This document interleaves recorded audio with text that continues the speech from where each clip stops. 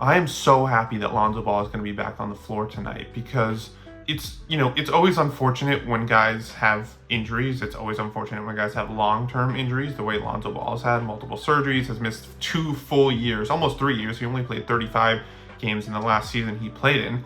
But I think the thing that's always been particularly frustrating for me when it came to Lonzo Ball's injury and the lengthy absence is that it came at a time when it really felt like he was just starting to find his place in the NBA. You probably know the Lonzo Ball story by now.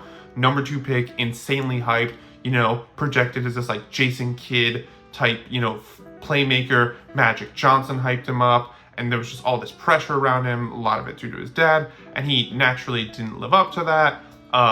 His shot looked really weird. He went from the Lakers to the Pelicans, and like you could tell, like he just wasn't going to be the type of like franchise-altering all-star that I think he had been hyped up as at UCLA. And there's no problem with that.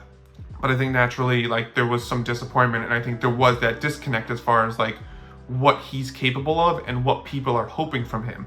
But then he gets to Chicago, and he just, like, the way I describe who he was in Chicago, it's sort of like the point guard version of Draymond Green, where he's not going to score a bunch for you. He's not going to, be able to run the show necessarily, but he's just going to make all the right plays. He's going to rebound well. He's going to make the right pass. He's going to make the extra pass. He's going to be the connective tissue to everything on offense. And he's so smart, and his defense is going to be so good. And that's what it was. And it was so awesome for a Bulls team that had Zach LaVine, that had Nikola Vucevic, that had DeMar DeRozan. They didn't need any more scorers, any more people to take the ball, and really pound the air out of it. They needed those more like role players, like Alonzo, like an Alex Caruso. And the result was that it's so easy to forget, but when Lonzo was healthy, like even as late as January into the 21-22 season, the Bulls were the number 1 seed in the East. Number 1 seed in the East with Lonzo fully healthy. That's not me trying to say that they were going to compete for a championship. I don't know how realistic those odds for them were, but they were still the number 1 seed, and then Lonzo gets hurt, and they tried to hold on, but they wound up falling to 6. And I don't think it's coincidence that they started to slip once Lonzo got hurt. I think he became that valuable. Again, not as an all-star caliber, I'm this dominant point guard like a Dame or a Steph, Luka, any of those guys, but just a really valuable, again, like I said, like a Draymond Green, who's not going to score a bunch of points. His contributions might not always show up in the stat sheet, but go look at his plus minus, go look at his on-off. He was insanely valuable for all the little things that he did.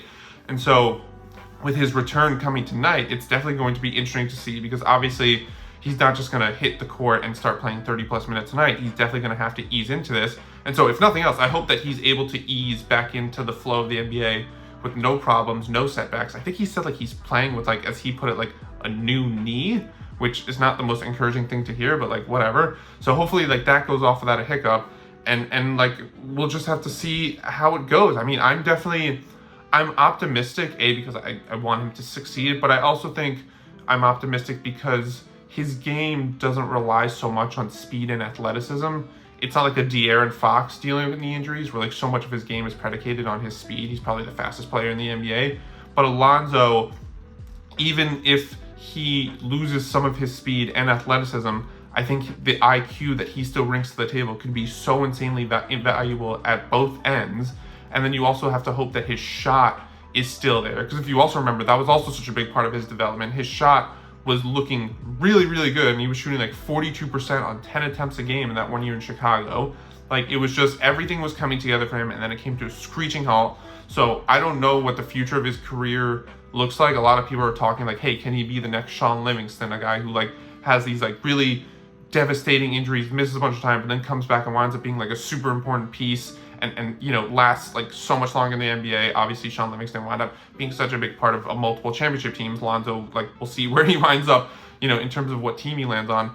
But just I have optimism, because I do think there's so much he can still bring to the table, and you cross your fingers and hope that he's healthy. But if nothing else, it's really impressive, and he deserves a lot of flowers for just getting to this point, because it must have been so deflating for him to miss 2 full years, 2 full prime years, once it really felt like you started to figure out your place in the NBA. And so I'm excited to just see him back out there, and I hope he can start to take the right the first step and sort of rediscovering that path that he was on before he went down.